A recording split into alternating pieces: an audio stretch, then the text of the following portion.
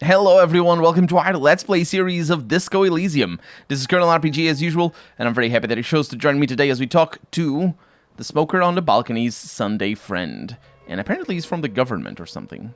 Officers of the Revachol Citizens Militia. The man in business casual removes his cufflinks. His hands are clean and well manicured. This is a man who knows the importance of appearances. My name is Charles Vildrouin, and I am an official with the coalition government. I work for the Institute of Price Stability on assignment from Sur la Clé. I heard you talking to my friend outside. Very good. Super. I am here to assist you in any way possible. Ask me about the hanging. Hanging? What a drag. He seems like a cultured gentleman. You should ask him about the finer things.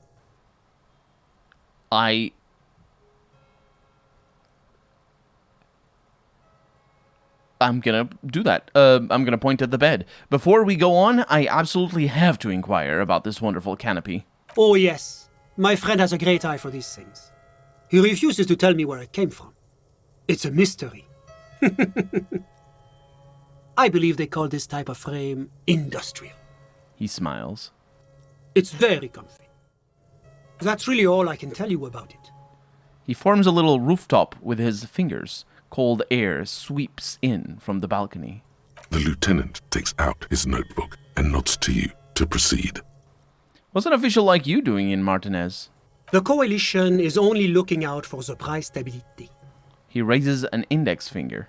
Inflation is a killer, like a heart disease blocking the normal circulation of the economy. It must be controlled. The economy impacts the entire international community, which is why it requires international oversight.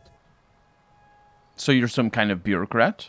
Yes, as I said before, I am a commissioner from Sur la Clé working for the Institute of Price Stability. He glances at his watch. This is one of the main projects of the Moral Intern. Wait, there isn't actually an Institute of Price Stability, is there? Or maybe there is. God, it's impossible to understand whether someone from the Moral Intern is joking or not. Okay, but what are you doing here in this apartment? Well, I'm renovating it. It is an interesting project. The building used to be a 12-story skyscraper before the cannons took the top 4 stories off. This, of course, happened when the coalition forces landed here. He smiles. You could say I'm undoing some of the material damage the international community caused when we arrived here. What is this international community? La communauté internationale is what Revacholians colloquially call the coalition. In other words, the nations that stopped the disaster of the revolution. And what is the price stability? It is the most important thing. That clears everything up. It's the central goal of any sound monetary policy. Maintaining the price stability is essential to maintaining high levels of economic activity, which is essential for maintaining high levels of employment, which is essential for maintaining the social stability. Basically, it makes sure the price of bread doesn't change. Précisément.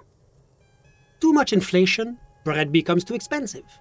Too much deflation, it becomes too cheap for bakers to produce. That's why the Institute of Price Stability works to keep inflation just below 2%. 2% of what?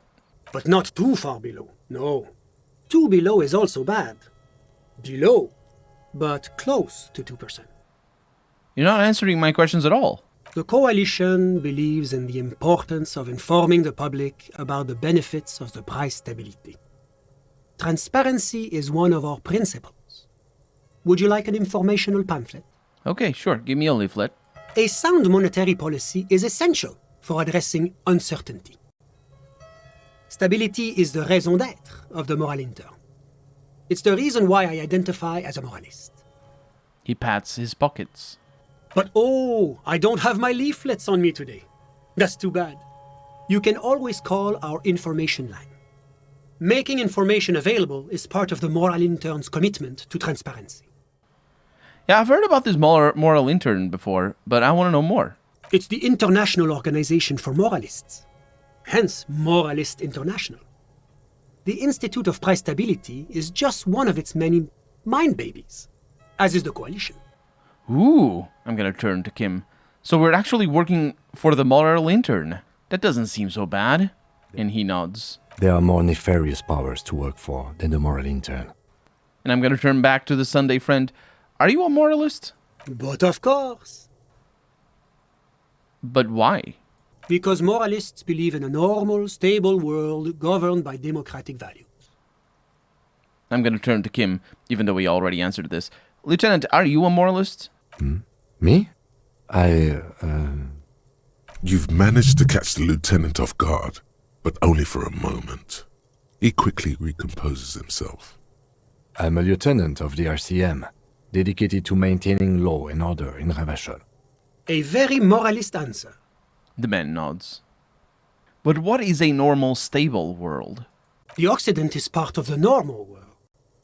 Oranje, sur la clé. Martinez doesn't seem very normal or stable to me. Martinez? No. Martinez is something else. What about the rest of Revachol? Is it part of the normal world? Revachol is generally difficult. It's led by an interim government, which means it hasn't yet achieved full democracy. But they are working towards it. You're all doing very well here, relatively speaking. He gives you an approving nod. And here is a conflation between stability and normalcy and democracy specifically. And economic stability here, I think, is the important aspect to note. I think this is an offhand comment, though. I think this might have... Yeah, I'm pretty sure this is an offhand comment. It might be like a comment on real-life politics and the attitude towards democracy in poorer countries. Or what democracy is in poorer countries. And we have 4 options here. I don't think I'm a moralist. Moralism sounds incredibly boring. I want more action. The second option is moralism is the ideology of foreign occupiers. Revachol must be governed by Revacholians. Number 3 is democracy is a meaningless sham as long as the working class is under the boot heel of capital. And then the number 4 is, it's like, just to explain what these ones are, because I'm going to go with the 4th one. I think this one, more action sound of thing, might be the fascist one. I'm not 100% sure. The moralism ideology is the foreign occupiers here. This might be the ultra-liberal here. The Revachol must be governed by Revacholians. Because it is it is true that it is basically occupied by the moral intern or by the coalition. And then over here, democracy is a sham as long as workers are under the heel of under the boot of capital. And this has to do with that democracy is more than just voting on people, and it's also about freedom and about having power over your own life. And obviously, if you are subject to somebody else giving you money every month, then there's not a whole lot of freedom there, and that's the criticism raised by the communist option there, obviously. And it's like every time, I'm going to say the 4th one, it's like every time I'm talking to people, I'm choosing option D, none of the above. Is that moralism? Is this option D usually the most reasonable answer? We got our answer immediately, because if we heal our morale, then yes, it is the moralist answer. The most reasonable, yes, absolutely. Everything else is super extreme. It's like I'm living with a bunch of lunatics. Sounds like you're a moralist indeed, my friend. Welcome. Moralism is all about compromise and achieving the achievable. It's pragmatic, realistic, and level-headed. An ideology for doers. Are you a doer, my friend? It looks to me like you are. Now, enough of this delightful political interlude. Was there anything else you wanted to ask? Tell me about Sur-la-Clef. What's there to say? Sur-la-Clé is a modern, urbanized country that measures very high on the Human Development and Freedom Index. Mostly, though, it's known as the executive heart of EPIS. Moreover, it is a great sponsor of less emerged countries. Revachol is only one of its many darlings whose progress it supports and cherishes. What makes Revachol-sur-la-Clé's darling? Because a great percentage of Revachol's culture hails from Sur-la-Clé. Its language, its people, its cuisine even, or at least in the downtown La Delta area. Jamrock and other parts of the international zone have been mercifully spared of Sir Leclerc's love for meatballs and mashed potatoes. Aw, I like meatballs and mashed potatoes. Tell me about Oranje. Oranje is an exemplary nation who, as a core member of EPIS, contributes 28% of our annual budget. Next to Sur-la-Clé, Oranje is probably the most prominent member of the international community. Which one of them is more EPIS? As founding members, they are both very EPIS. Oranje carries a lot of political weight, while Sur-la-Clé takes care of the business side of things. Sur-la-Clé hosts the headquarters of the major EPIS institutions. Okay, but outside of EPIS, what is Oranje? Oranje's economy is one of the most advanced in the world. It has successfully transitioned from heavy industry to advanced services and generally acts as an engine for sustainable change in the international community. Can't you just talk like a normal person? About what? About Oranje, just tell me what it's like there. Oh, it's very urban and very well organized. Their streets are clean, their horse cars run on time, the people are polite and efficient. Like I said, they are an example for less emerged nations to follow. I do wonder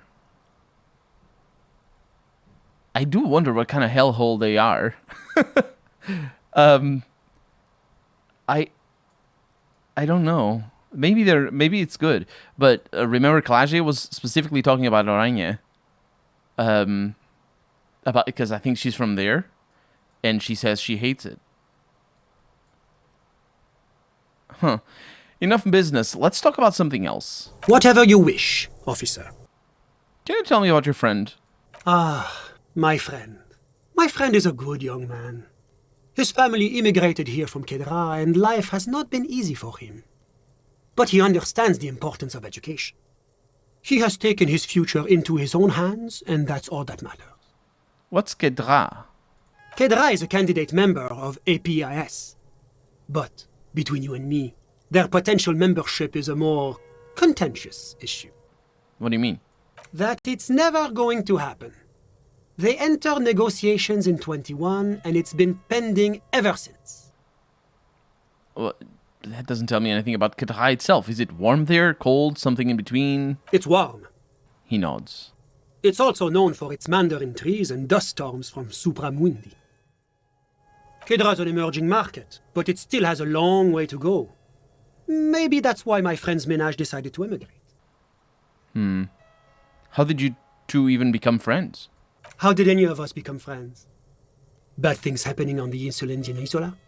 Oil platforms ablaze in the night? Civil wars lasting for years? Finally, the international community is forced to step in.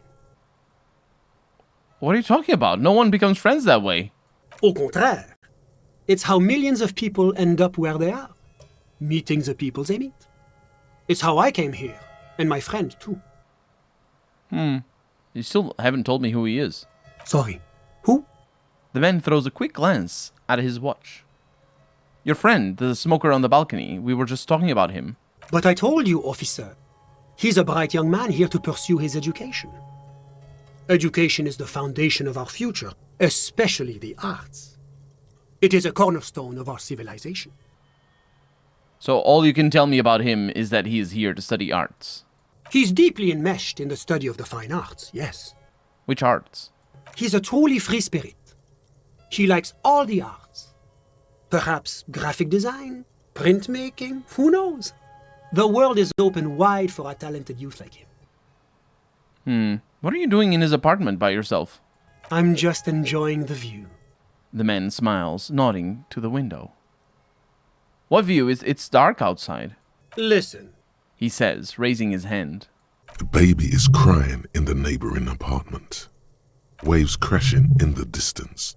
The sound of sea below the window. I can hear the waves. The Insulindian Bay. What about it? This place used to be a luxury accommodation before the revolution.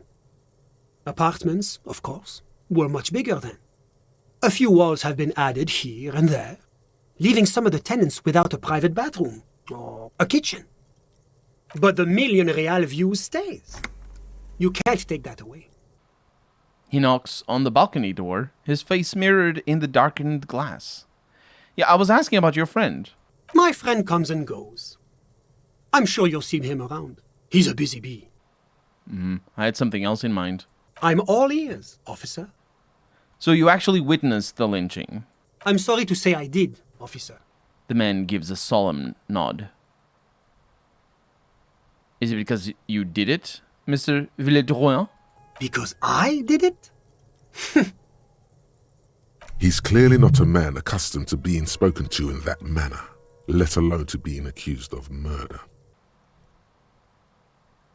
Don't jerk my chain, paper jockey. You did it, didn't you? What's the meaning of this? He looks first at you, then at the lieutenant. Is your colleague here trying to arrest me? There is no meaning, sir. Please excuse my colleague. This case has been a great strain on his nerves. Kim's right. I'm sorry, I haven't been myself lately.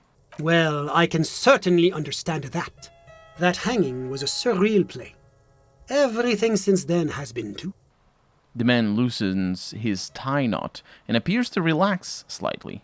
I was on the balcony when it happened, getting some fresh air. I remember that first they came in, carrying what looked like a body. And then I saw all the surrounding windows go dead, one by one. That's when I understood. I should not be seeing this. Sounds like the victim was unconscious, or at least incapacitated. Interesting. Who were they? Can you describe them? I couldn't see their faces well, and there were quite a few of them. But they were very loud and very... He pauses, looking for the right wording. Martinez.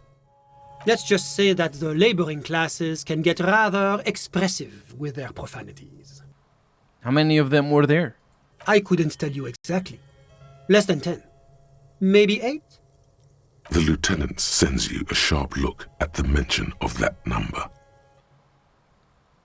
Were any of them huge, like 200 kilograms huge? That's a giant you're describing. No, they were all quite human, as far as I could tell. And what happened next? I went back inside. Yes, back inside. Keep yourself safe from the killing. Were you able to see anything from inside? Officer, the yard was pitch black. There was nothing to see, but I could still hear their voices. They were threatening to kill that poor man. Were they men, women? All men, I presume. But again, I couldn't see very clearly. But we are fairly certain the lady driver was present. The lieutenant flips through his notes. Are you sure at least one of them wasn't a woman? It's possible, officer, but I cannot say with certainty. It was very dark, you must remember. What ethnicity were they? I believe they were mostly white, though I believe I saw 2 Areopagites among them. And I am quite certain that one spoke with a Mesk accent. What happened next? Well, that's the strangest part, officer. Nothing happened. It was oddly quiet for a public lynching. Yeah, lynching a dead guy tends to be. What do you mean nothing happened? They lynched a guy. Eventually, their shouts died down, and that was all. There were no gunshots, no celebratory shouts, no anything. You're right, that does seem strange. I'm afraid I don't have anything else to add. About what time was all this happening, approximately? All I can say is that it was late. You didn't check your watch? My watch. Yes, now I remember. It was 30 minutes past midnight, give or take. He looks at his watch as though noticing it for the first time. So let me get this straight. You didn't actually witness the hanging itself, did you? No, I didn't see the corpse until the following day. Those are all my questions. Thanks for your time. Of course, anything I can do to assist the RCM. Thanks. I've got all I need. A moment, officer. Do you have everything you need from me? I'm afraid we won't have the chance to speak again once you leave. Hold on, why can't we just talk later? It's against diplomatic best practices for an official in my position to be discussing murders with local militiamen. He pauses. And I'm pressed for time. After you leave, I should be leaving as well. That's not the real reason he's so apprehensive. Men in his position shouldn't be seen loitering around in underprivileged young men's apartments in the middle of the night. I'm not going anywhere. I just want to take a look around in this apartment. Sure, go ahead. It's a beautiful space. He glances at his watch. Let me know if you have any further questions. Will I have any further questions? Because I don't think I will. What a weird way to say goodbye. If it is actually not for us to have any further questions. Okay, let's do something here. As cool as my hat is, I'll actually put this on for extra perception, see if I can spot anything. Although other stats might also unlock things. You know how it goes. Yep. I can't see anything else. Was there anything else? Nope. Of course. I'm glad I could help. That's it. Did we get anything else here? What was that marker? Was it the quest complete? Oh yeah, it is. Got a quest done. Interview the Sunday friend. Okay, Kim, let's go. And he is gone. Naturally. Well, we did what we came here to do. And now it's actually a pretty good time to go to bed, basically. Hopefully, anyway. Should have put some points into volition, I think. Take advantage of that moralist check. Let's see if I have anything new here, just in case. Just an ordinary wall. Because I think I still have the extra points to our intellect because of the smokes. For another hour. Or, not for another hour, but for another minute or so. Maybe it's already been... I thought it was a 21:05 precisely when I smoked. So maybe it's gone. I don't know. I still need to talk to you, fellas. Gart, I don't need to talk to you. Things are looking very pretty. And you can see that from up here. That's really cool. Okay, so... Kim. See you in the morning, he says. Absolutely see you in the morning. Bye. A mirror hangs on the bathroom wall. It's barely covered in steam anymore. But I don't have enough for that, unfortunately. Okay, so we have a lot of things that we can do in the night. But the... Oh. Nothing on the front page rings a bell. Strange. There's a newspaper here? Maybe. So, first thing, as I was going to say, is going to be to get the boots. I need those. The second thing is going to be to go to Joyce. Because we know she sticks around late into the night. And I should be able to talk to her about zany things, basically. Okay, let's do this. The man is decomposing visibly now. Every hour, he looks less like a creature and more like a pile of intestines. I'm gonna try to remove the dead man's boots again. The body is reluctant to let go of the boots, as though it were its last bit of dignity. You're going to need to summon all your strength for this undertaking. Whoa! Kuno's little sneak pig's back for the booty. Yeah, fuck it to pieces for us, liar cop. Let's pull on the left boot. It feels like the leg is going to come off along with the boot, but you're able to get the boot to move a centimeter or two. Let's pull on the right boot. It's not completely useless. You're able to reveal a little more of the putrid polymer sock beneath the boot. Just relax. This is easy. This is happening. I'm gonna try to twist the boots off one by one. This is the right method. It takes some time, but eventually the boots come off, with nasty slices of polymer sock stuck to even bigger pieces of skin and rotting flesh. Look, he's skinning the fucker up good. Puko style. Hell, keep at it, pig. I'm gonna take stock of the damage. The legs look like they've been clawed at by wild animals. As for the boots, you can't possibly do anything with them until you've cleaned and disinfected them thoroughly. Yes, these absolutely need to be washed before. The stink is incredible. Didn't the Whirling have a kitchen? Good. Good call. I'm not sure that's gonna work. Oh, the handwritten note from the fridge. A handwritten note you found from the giant ice bear fridge. It still bears some marks from the fruit-shaped kitchen magnets that were used to secure it to the refrigerator door. The note is written with a blue pencil on a piece of lined office paper. The kitchen magnets have left spots on its surface. I'm gonna read the note. Someone has scribbled, S. I can't believe the off-site copy is still here. The illiterate ginger kid keeps stealing stuff from the studio, so I had to hide it somewhere safe. You'll find the filament memory with the off-site copy in the frozen ice cream maker. Please take it home, ASAP. It's important. I'd do it myself if I lived in a civilized place with a freezer. Take care, Suliswaf. Who wrote that note? According to the note, someone named Sulislav. Someone who owns a radio computer, one might assume. Thanks, smartass. You're welcome. Sour logic. What's a filament memory? The note doesn't specify. It's like the production schedule you found. Only this one's an off-site copy. Oh, I didn't actually find the production schedule. We're gonna find it later, but that's an interesting check. They didn't actually check to see if I found this. We're gonna find that. Don't worry about it. Who's the illiterate ginger kid? The note does not specify.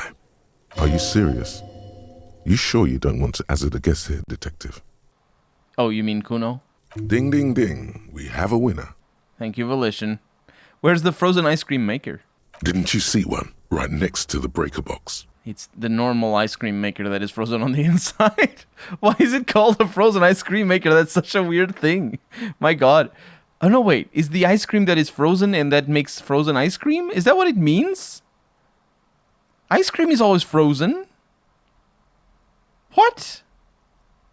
Anyway, let's put the note away. And let's see these boots. Let's see. Okay, so don't smell these boots. Better yet, don't even think about them. Unless it's to think about how you're going to get them clean, that is. For now, they're unsellable, unwearable, and just downright disgusting. And these are a fair weather T500 boots with rotting flesh. These boots were probably left on the corpse because they were impossible to pull off while it was hanging. They're not exactly pleasant to look at right now, much less smell. Let's do it next episode then, because we're out of time for the day. So for right now, I'm Colonel RPG, and this has been Disco Elysium. I really hope you've enjoyed it, and if you did, go ahead and leave a comment, like the video, but above all, thank you so much for watching, and I hope I'll see you next episode. Bye-bye.